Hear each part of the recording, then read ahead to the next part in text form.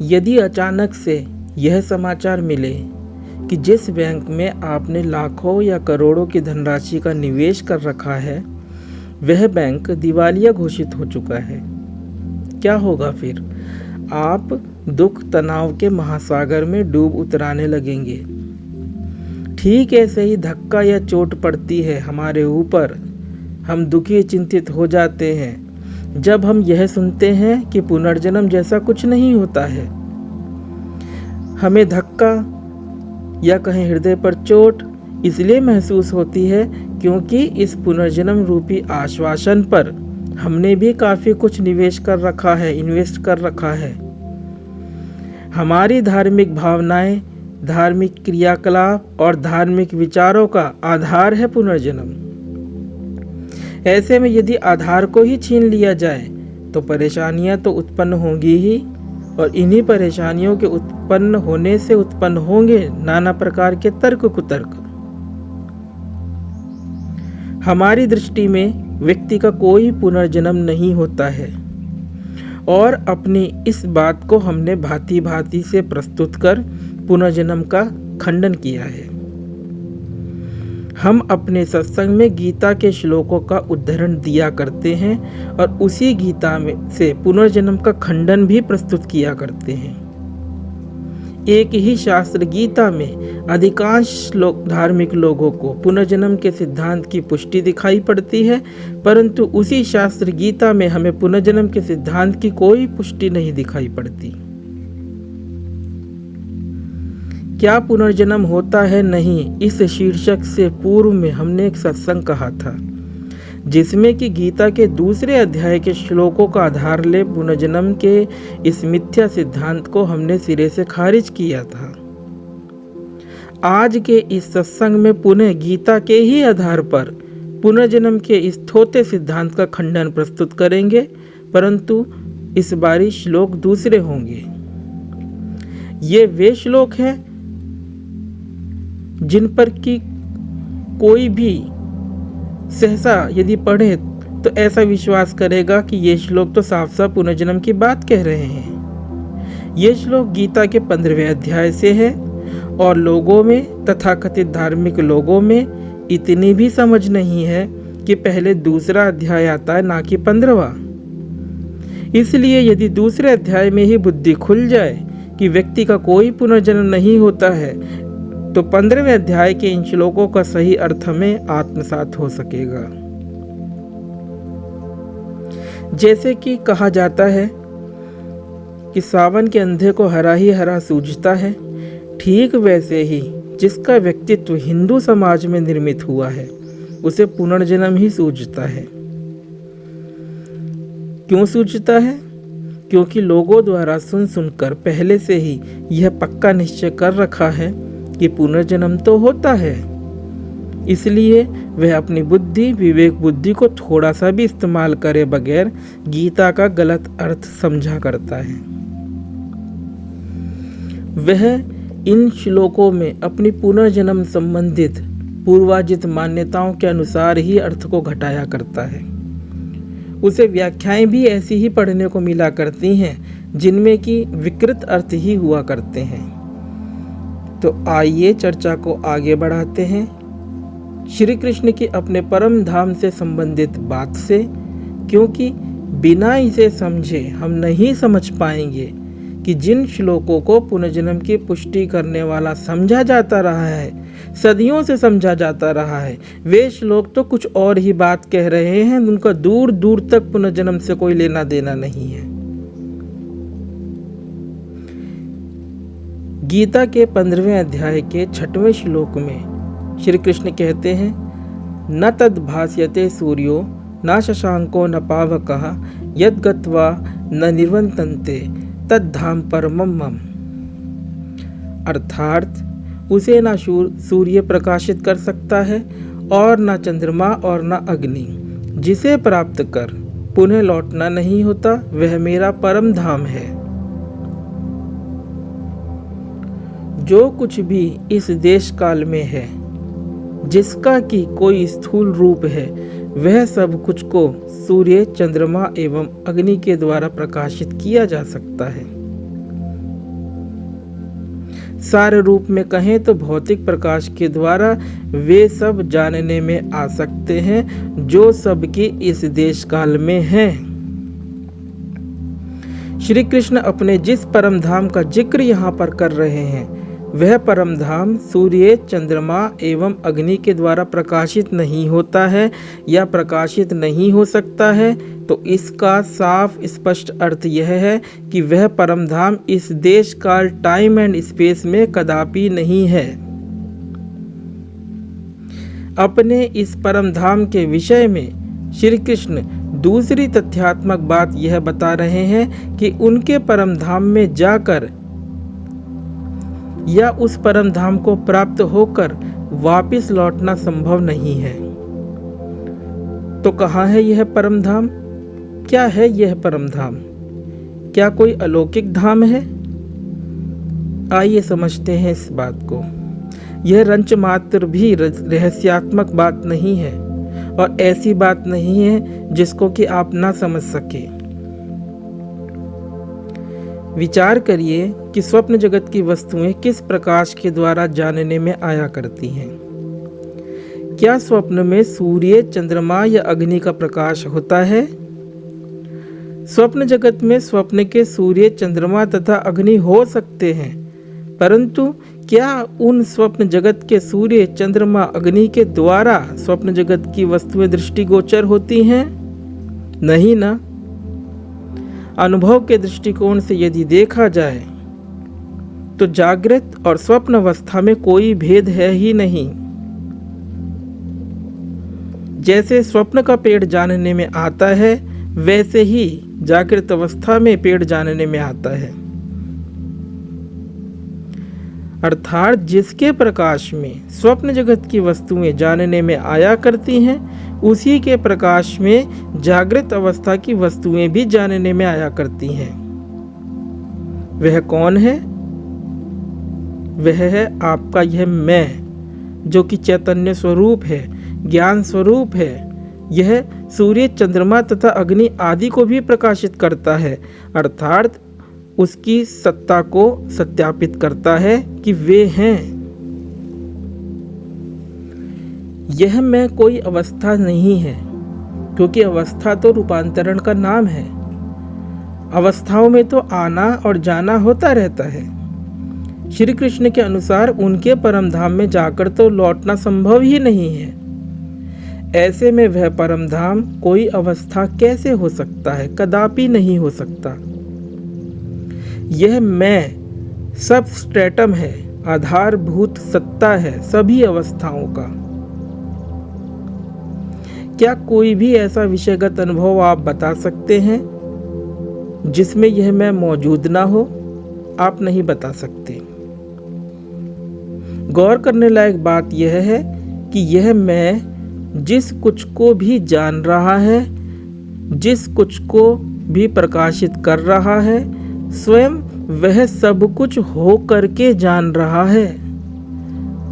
मतलब मैं केवल आधारभूत सत्ता ही नहीं है, बल्कि ये अवस्थाएं भी वही मैं होकर स्वयं को स्वयं से जान रहा है, न कि अवस्थाओं को जान रहा है या विभिन्न विषयगत अनुभवों एवं विषय वस्तुओं को जान रहा है।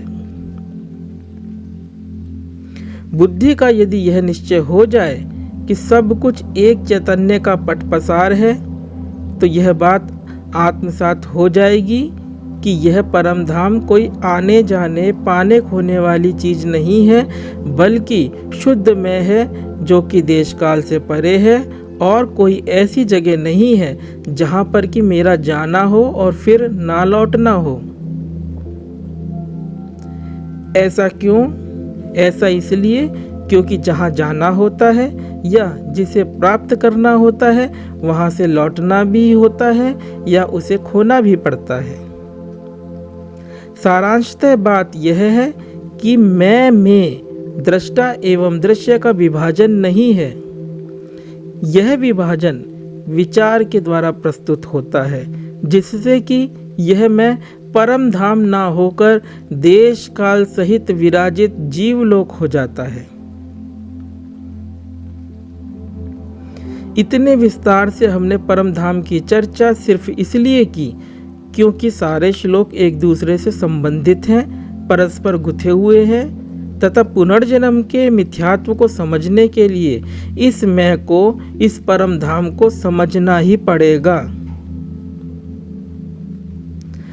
इस 15वें अध्याय के 8वें श्लोक में जो जीवात्मा के शरीर छोड़ने तथा दूसरा शरीर ग्रहण करने की बात है, उसका मर्म तब तक समझ नहीं आएगा जब तक कि हम श्लोक 6, श्लोक 7 को नहीं समझेंगे। तो आप समझते हैं गीता के एक और अति प्रसिद्ध श्लोक का अर्थ, जिसको समझ हमारी यह भ्रांत धारणा भी दूर हो जाएगी कि सभी मनुष्य एवं जंतु, जीव जंतु ईश्वर के अंश हैं। आप सत्संग कथा वार्ताओं में जो यह सुना करते हैं कि सभी प्राणी उस ईश्वर या कहे परमात्मा के अंश हैं, यह बात पूरी तरीके से झूठी है। गीता अध्याय 15 श्लोक 7 में श्री कृष्ण कहते हैं, ममे वांशो जीवलोके जीवभूतः सनातनः मनःषष्ठानि इंद्रियाणि प्रकृति स्थानि कर्षति। अर्थात इस जीवलोक में जो जीव बना है वह मेरा ही अंश है, जो कि सनातन है। वह अंश प्रकृति में स्थित हुआ मन सहित 5 ज्ञानेंद्रियों को अपनी ओर खींच लेता है। इस श्लोक से अगले श्लोक में पुनर्जन्म संबंधित बात आएगी, जो कि पुनर्जन्म संबंधित बात ही नहीं है। उस अगले श्लोक का गलत अर्थ लगा, यह मिथ्या प्रचार किया जाता रहा है कि देखो गीता में साफ स्पष्ट लिखा तो हुआ है कि जीवात्मा कैसे शरीर छोड़ती है और दूसरा नया शरीर ग्रहण करती है। अतएव इस प्रस्तुत श्लोक को गहराई से समझना नितांत अनिवार्य है, ताकि हम अगले श्लोक की बात को उसके सही अर्थों में समझ पाएं। सबसे पहले समझिए कि इस श्लोक में आए जीवलोक और जीवभूत शब्दों का क्या अर्थ है। इस श्लोक से पूर्व के श्लोक में श्री कृष्ण ने अपने परम धाम की चर्चा की थी और अब इस अगले श्लोक में जीवलोक की बात कह रहे हैं। जीवलोक का अर्थ है जिसमें कि जीव रहता है और जो कि उसको घेरे हुए है। ध्यान रहे कि श्री कृष्ण अपने अंश को जीव नहीं कह रहे हैं, बल्कि इस श्लोक में जीवभूतः शब्द से यह कह रहे हैं कि उनका अंश जीव हो गया है या जीव बन गया है। यह जो जीव है यह है व्यक्ति, और जिस अंश से यह जीव अर्थात व्यक्ति आया है वह अंश है व्यक्त, तथा जिसका यह अंश है, जिस अंशी का यह अंश है वह है अव्यक्त अर्थात श्री कृष्ण स्वयं। इस प्रकार से 3 चीजें हैं यहाँ पर। प्रथम तो है अव्यक्त, जिसको कि आप चाहे श्री कृष्ण बोलिए या मैं बोलिए या शुद्ध मैं बोलिए। दूसरा है व्यक्त, जिसको कि आप मैं हूँ ऐसा बोल सकते हैं। और तीसरा है व्यक्ति, जिसको कि आप जीव या मैं यह हूँ बोल सकते हैं। मैं या कहें शुद्ध मैं, इसके अंदर शुद्ध मैं के अतिरिक्त चैतन्यता एवं होनेपन के अतिरिक्त कोई जीव, जीवलोक आदि नहीं है। यह परम धाम है। व्यक्ति भाव लिए हुए आप हैं जीव, जो कि मैं हूँ के भाव से च्युत हो मैं यह हूँ या मैं यह व्यक्ति हूँ ऐसा हो गया है। मैं हूँ के भाव से गिरकर मैं यह हूँ हो जाने की घटना जीवलोक में घटी है। विभिन्न भौतिक एवं मानसिक पदार्थ दृश्य हैं, जो कि एक दृष्टा के सापेक्षिक हैं। यह इन सब दृश्यों से पृथक दृष्टा ही मैं हूँ का भाव है। इस मैं हूं के भाव को ही श्री कृष्ण अपना सनातन अंश कह रहे हैं। परंतु इसका मतलब यह कदापि नहीं है कि श्री कृष्ण कुछ और, यह मैं हूं का भाव कुछ और है। श्री कृष्ण अर्थात शुद्ध में पूर्ण है तथा उसमें अंश और अंशी का भेद नहीं है। परंतु जिस अर्जुन को उपदेश किया जा रहा है वह अर्जुन यह बात नहीं जानता। वह स्वयं को अर्जुन एक जीव या कहे एक व्यक्ति मात्र समझ रहा है। यह अर्जुन अपनी अज्ञान दृष्टि के कारण जानने में आ रहे दृश्यों में से कुछ को छोड़कर उन्हें स्वयं के भीतर समझ मन कहता है तथा बाकी दृश्यों को स्वयं से बाहर समझ संसार कहता है। ऐसा विभाजन करने के कारण ही वह मैं हूं के भाव से च्युत हो मैं धनुर्धारी अर्जुन हो रखा है। यदि वह ये काट छाट करना बंद कर समस्त दृश्यों को दृश्य जो कि मुझसे पृथक है ऐसा जाने तो वह स्वयं अर्जुन ना होकर मैं यह हूं ना होकर व्यक्ति से पुनः व्यक्त भाव अर्थात मैं हूं के भाव पर आ जाए। यह मैं हूं का भाव वस्तुतः मैं या कहें शुद्ध मैं ही है, परंतु दृश्यों की सापेक्षता के कारण ऐसा प्रतीत होता है कि दृश्य मुझसे पृथक स्वतंत्र अस्तित्व लिए हुए विद्यमान है और मैं उनका दृष्टा हूँ। वेदांत की नेति की साधना यही है, व्यक्ति भाव से व्यक्त भाव पर मैं हूँ के भाव पर पहुँचना। यहाँ इस श्लोक में श्री कृष्ण इससे उल्टी बात बता रहे हैं।